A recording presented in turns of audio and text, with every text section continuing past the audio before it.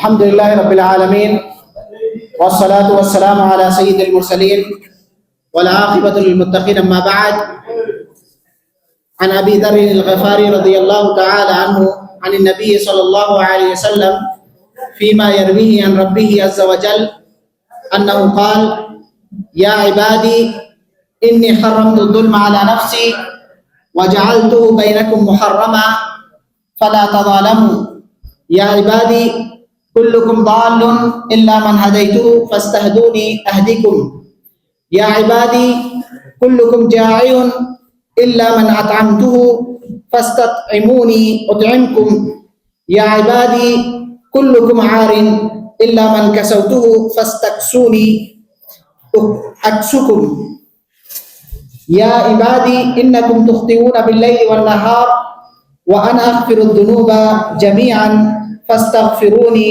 اغفر لکم الی آخر الحدیث۔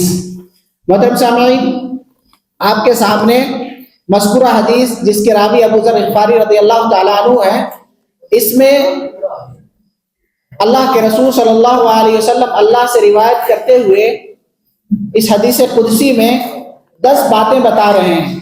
اس میں سے پہلی بات کہ اللہ نے ظلم کو حرام قرار دیا، لہذا ہمیں ظلم نہیں کرنا چاہیے۔ اسی طرح دوسری چیز کہ ہر آدمی راہ راست سے بھٹکا ہوا ہے مگر جسے اللہ ہدایت دے۔ ان 2 جملوں کا معنی اور مطلب آپ کے سامنے پیش کر دیا گیا۔ حدیث کا جو تیسرا جملہ ہے وہ ہے یا عبادی۔ اللہ سبحانہ و تعالیٰ فرما رہے ہیں کہ کلکم جائع، کہ تم میں کا ہر آدمی بھوکا ہے، الا من اطعمتہ، سوائے اس کے جسے میں کھلاتا ہوں، جسے میں کھلاؤں وہ نہیں تو سب آدمی اصل میں بھوکا ہے۔ اس حدیث میں اللہ کے رسول صلی اللہ علیہ وسلم اللہ کی جانب نسبت کر یہ بیان کر رہے ہیں کہ اللہ سبحانہ و تعالی وہی خالق ہے، وہی رازق ہے، وہی ساری کائنات کو رزق دینے والا ہے۔ نعمتیں، رزق، دنیا کے جو بھی چیزیں ہیں فائدے کی، وہ اللہ نے بنائی ہے۔ اگر اللہ نہ ہوتا تو کچھ نہ ملتا۔ لہذا کوئی بھی مخلوق ہو، انسان ہو، جانور ہو، کوئی بھی ہو، اللہ تبارک و تعالیٰ اس کو رزق عطا فرماتا ہے۔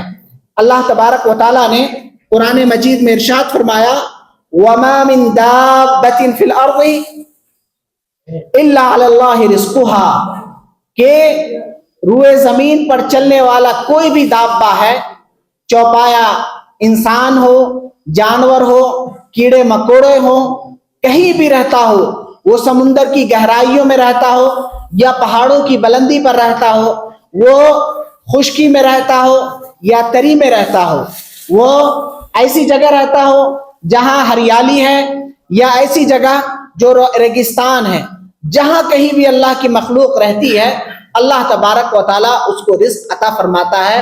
اور اللہ تبارک و تعالیٰ ایسی جگہوں سے انسانوں کو رزق عطا فرماتا ہے اور اپنی مخلوقات کو کہ انسان گمان بھی نہیں کر سکتا ہے۔ تو اس لیے اللہ نے یہاں کہا یا عبادی کلکم جائع، کہ اے میرے بندے تم میں کا ہر آدمی بھوکا ہے سوائے اس کے جو جسے میں کھانا کھلاؤں۔ لہذا اس حدیث کے اس ٹکڑے سے یہ بات بھی سمجھ میں آتی ہے کہ آدمی کو حرام چیزوں سے بچنا چاہیے، حرام کاری سے، حرام طریقے سے کمانے سے بچنا چاہیے، حرام کھانے سے بچنا چاہیے، یا آپ مال کو حرام طریقے سے کمانے کی کوشش کرتا ہے اس سے بھی انسان کو بچنا چاہیے۔ اس لیے کہ اللہ نے کہا الا من اطعمتہ، سوائے اس کے جسے میں کھلاؤں۔ اللہ نے ہر انسان کا رزق لکھ رکھا ہے، ہر مخلوق کا رزق لکھ رکھا ہے۔ اب اسے اللہ تبارک و تعالیٰ نے دنیا میں بہت ساری اس رزق کو حاصل کرنے کا طریقہ بتایا ہے۔ ایک حلال راستہ دیا ہے، ایک حرام راستہ، جتنا اسے ملنا ہے اتنا مل کے رہے گا۔ اب اللہ نے اس کے لیے 2 راستے بتائے، حلال طریقے سے وہ حاصل کر لے یا حرام طریقے سے۔ تو لہذا اس حدیث سے یہ بھی معلوم ہو رہا ہے کہ آدمی کو حرام چیزوں سے دور رہنا چاہیے، حرام کھانے سے، حرام طریقے سے مال کمانے سے۔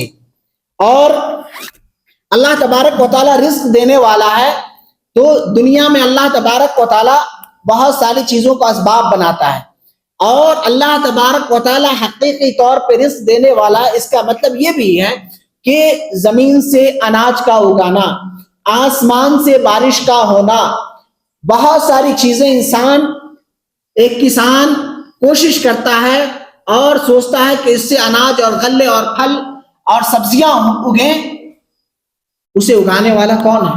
اللہ سبحانہ و تعالی۔ تو لہذا ہمیشہ اللہ سبحانہ و تعالیٰ کی طرف سے رزق کا سوال کرنا چاہیے۔ لہذا اللہ تبارک و تعالیٰ نے جیسا کہ اس حدیث قدسی میں ہے کہ یا عبادی کلکم جائع، کہ تم میں کیا ہر شخص بھوکا ہے سوائے اس کے جسے میں کھلاؤں۔ اس کے بعد کہا فاستطعمونی اطعمکم، لہذا تم مجھ سے ہی رزق کا سوال کرو، کھانا جو مانگنا ہے، رزق مانگنا ہے، مجھ سے ہی مانگو۔ بہت سارے لوگ کہاں جاتے ہیں درباروں پہ، کہتے ہیں ہماری بگڑی بنا دے، ہمیں رزق عطا فرما، ہماری تجارت کامیاب ہو جائے، لیکن اللہ سبحانہ و تعالیٰ کہہ رہا ہے فاستطعمونی، مجھ سے ہی رزق کا، کھانے پینے کا سوال کرو، اطعمکم، میں تمہیں کھلاؤں گا۔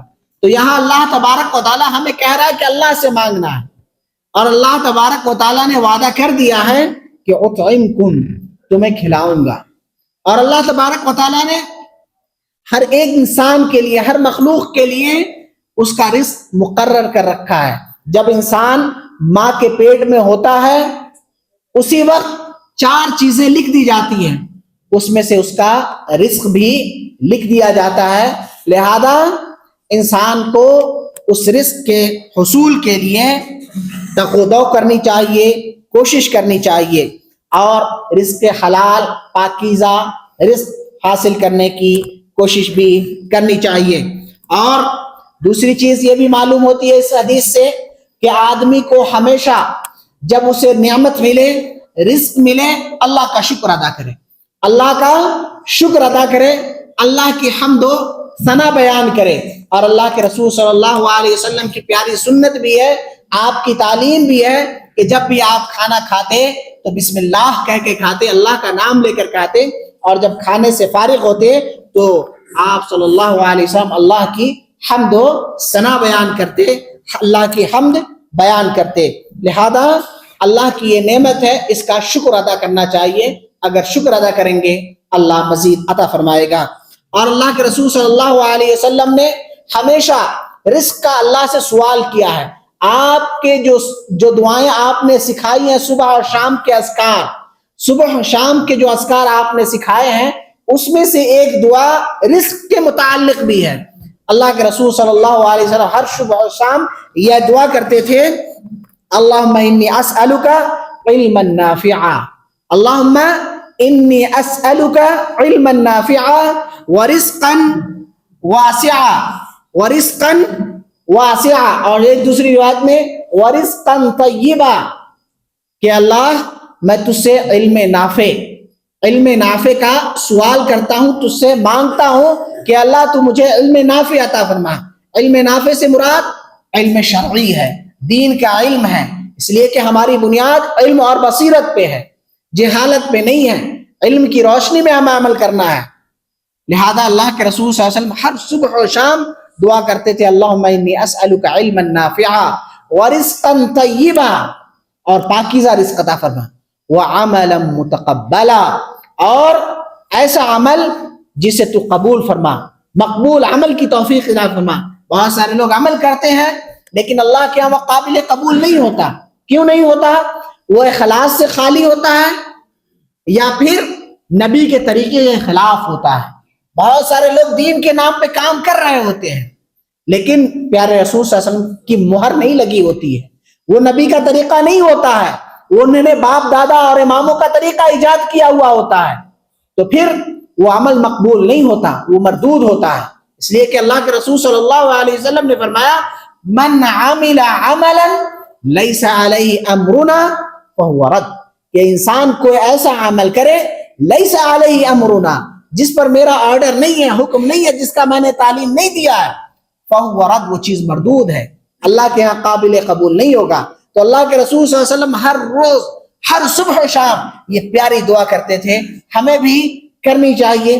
بہت آسان دعا ہے. اللہم انی اعوذ بک, اللہم انی اسألک علما نافعا ورزقا طیبا وعملا متقبلا. لہذا ہمیں اس دعا کا اہتمام کرنا چاہیے.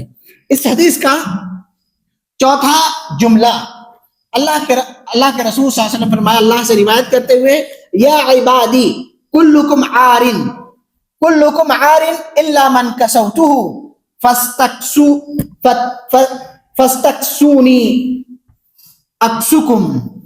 کہ ہم میں اللہ کے رسول صلی اللہ علیہ وسلم فرمایا کہ اللہ فرماتا ہے کہ یا عبادی, اے میرے بندے, کلکم عار, تم میں کا ہر کوئی کیا ہے, ننگا ہے, بے لباس ہے, الا من کسوتہ, سوائے اس کے جسے میں لباس پہناؤ. لہذا تم مجھی سے لباس کا سوال کرو, میں تمہیں لباس عطا فرماؤں گا. تو اس حدیث میں بھی اللہ تبارک و تعالیٰ کا فضل اور احسان ہے کہ اللہ تبارک و تعالیٰ نے ہمارے لیے موسم کے اعتبار سے لباس مہیا فرمایا. گرمی کا موسم ہے, انسان رقیق اور نرم لباس, پتلے لباس پہنتا ہے تاکہ گرمی کے سے وہ بچ سکے, اور اسی طرح سردی میں موٹے لباس پہنتا ہے تاکہ سردی کی شدت سے وہ بچ سکے. تو اللہ تبارک و تعالیٰ کے فضل اور احسان کا ذکر ہے کہ اللہ تبارک و تعالیٰ لباس عطا فرماتا ہے. لباس جس سے بنائے جاتے ہیں, اون اور دوسری ساری چیزیں, اللہ تبارک و تعالیٰ اس کا خالق ہے. لہذا ہمیں ہمیشہ لباس اختیار کرنا چاہیے, اور لباس یہ ہماری زینت کا باعث ہے, ہماری خوبصورتی کا ہے, جو ہماری سطر ہے اس کی سطر پوشی کا ذریعہ ہے. آدم علیہ السلام کو جب جنت سے نکال کر اس دنیا میں بھیجا گیا تو انسان کی فطرت میں شرم و حیا رکھی. انہوں نے درختوں کے پتوں سے اپنے جسم کو چھپانا شروع کر دیا. اور پھر آپ جغرافیہ پڑھیں گے تو آپ کے سامنے یہ بات واضح ہوگی کہ پرانے زمانے میں لوگوں کے پاس لباس کے وہ وسائل موجود نہیں تھے جو آج ہیں. پرانے زمانے میں لوگ درختوں کے پتوں سے اپنے جسم کو چھپاتے تھے, جانور کی کھالوں سے اپنے جسم کی سطر پوشی کرتے تھے. آج ہمارے پاس اچھے اچھے لباس ہیں. جب انسان جنگلوں میں رہتا تھا, پہاڑوں میں رہتا تھا, تو ان کے لباس مہذب نہیں تھے, صحیح طور پہ ان کا جسم کا سطر نہیں ہو پاتا تھا. جب انسان ترقی کرتا گیا, اس کے اندر تمدن آیا, تہذیب آیا, ثقافت آئی, وہ انسان اپنے جسم کو چھپانے لگا. لیکن آج ہم پھر اسی پرانے دور میں جا رہے ہیں. آج ہم ننگا پن کو, بے حیائی کو, بے شرمی کو, ننگا پن کو فیشن اور اپنی ترقی سمجھتے ہیں. یہ ترقی نہیں, یہ تنزلی ہے. یہ کامیابی اور فیشن نہیں, یہ بدکاری, بے حیائی اور دین کا مذاق ہے. یہ بے حرمتی ہے, یہ عورتوں کا ننگا پن ہے, یہ مردوں کا ننگا پن ہے. یہ کہ وہ اپنے جسم کو, اپنے سطر کو یوں ہی کھلا, بے حیاؤں کی طرح, بے شرموں کی طرح, جس طرح پرانے زمانے میں لوگ جنگلوں میں جیا کرتے تھے جن کے پاس لباس نہیں تھے. جب وہ ترقی یافتہ ہوئے تو لباس انہوں نے اختیار کیا. لیکن آج ہم اسی جہالت والے دور میں جا رہے ہیں اور اپنے آپ کو ترقی یافتہ سمجھ رہے ہیں. جس کے لباس جتنے چھوٹے وہ اتنا ترقی یافتہ. یہ ذہنوں پر غلامی کا اثر ہے کہ ہم مغرب سے متاثر ہو چکے, یورپ کی تہذیب سے متاثر ہو چکے, اور ہم ننگے پن پہ اتر آئے. جبکہ لباس یہ انسان کی خوبصورتی کا اور زیب و زینت کا اور سطر کا باعث ہے. اس سے انسان کے جسم کی حفاظت ہوتی ہے, انسان اچھا لگتا ہے. بے حیائی یہ دین سے دوری اور فحاشی کا باعث ہے. لہذا اللہ کے رسول صلی اللہ علیہ وسلم نے یہ تعلیم دی کہ اللہ کے حکم کے مطابق کہ فاستکسونی, کہ تم مجھ سے لباس کا سوال کرو, میں تمہیں لباس عطا کروں گا. اور اسی طرح میں نے کہا کہ اللہ کے رسول صلی اللہ علیہ وسلم کی جو صبح شام کی دعائیں ہیں اس میں ایک دعا لباس سے بھی متعلق ہے. آپ جو دعا کرتے تھے اس دعا کا ایک حصہ ہے کہ آپ کہتے تھے وَآمِن روعاتی وَاسْتُرْ عَوْرَاتِي، کہ اللہ تو میرے شرم و حیا کی جو جگہ ہے، جو شرم و حیا کی جگہ ہے اس کی ستر پوشی فرما. یعنی انسان کے ساتھ ایسا معاملہ نہ ہو کہ وہ ننگا پن پہ اتر آئے، وہ بے حیائی پہ اتر آ جائے. لہذا لباس اب کے پاس ہے، لباس کی یہ نعمت موجود ہے. موسم کے اعتبار سے سردی کا لباس، گرمی کا لباس، برسات کا لباس، ہر لباس آپ کے پاس موجود ہے. آج ہمارے پاس کیا ہے؟ کھانے پینے سے زیادہ لباس وافر مقدار میں موجود ہے. انسان روزانہ مختلف انواع و اقسام کے لباس پہن رہا ہے، مختلف برانڈز کے کپڑے پہن رہا ہے، جس کی جتنی حیثیت. لہذا لباس پہنتے وقت بھی پیارے رسول صلی اللہ علیہ وسلم کی سنت ہے بسم اللہ کہہ کے لباس پہنے. اتارتے وقت بسم اللہ پڑھیں، جو پیارے رسول صلی اللہ علیہ وسلم کی دعائیں ہیں. نیا لباس پہنتے وقت دائیں طرف سے پہننا، اسی طرح بائیں طرف سے اتارنا. ان تمام چیزوں کو اگر آپ اپناتے ہیں تو گویا اللہ کی اس نعمت کی قدر ہے آپ کے اندر، اللہ کی اس نعمت کی آپ کی قدر ہے. اگر آپ ایسے ہی عام انسانوں کی طرح، جانوروں کی طرح جن کی کوئی تہذیب نہیں ہے، آپ جب چاہے لباس پہنے، بے ڈھنگا لباس پہنے، جو بے شرموں کا لباس ہے، تو گویا آپ اس نعمت کی قدر نہیں کر رہے ہیں. لہذا اگر نعمت کی قدر ہے تو اللہ سے اس نعمت کا سوال کریں، اور پھر جس طرح پیارے رسول صلی اللہ علیہ وسلم نے تعلیم دی ہے لباس کے حوالے سے اس کو اپنائیں. اور بھی باتیں ہیں انشاءاللہ. اگلا جملہ یا عبادی انکم تخطئون باللیل والنہار، انشاءاللہ اگلے درس میں اس کا معنی اور مطلب بیان کیا جائے گا. اللہ سے دعا ہے کہ اللہ تبارک و تعالی ہمیں تمام نعمتوں کی قدر کرنے کی توفیق عنایت فرمائے. اللہ ہمیں قرآن و حدیث کا پابند بنائے، شریعت اسلامیہ کا پابند بنائے. ہر قسم کے گمراہی، معصیت، نافرمانی سے اللہ ہمیں اور آپ کو محفوظ رکھے. اقول قولی ھذا استغفر اللہ لی ولکم ولسائر المسلمین من کل ذنب فاستغفروہ انہ الغفور الرحیم.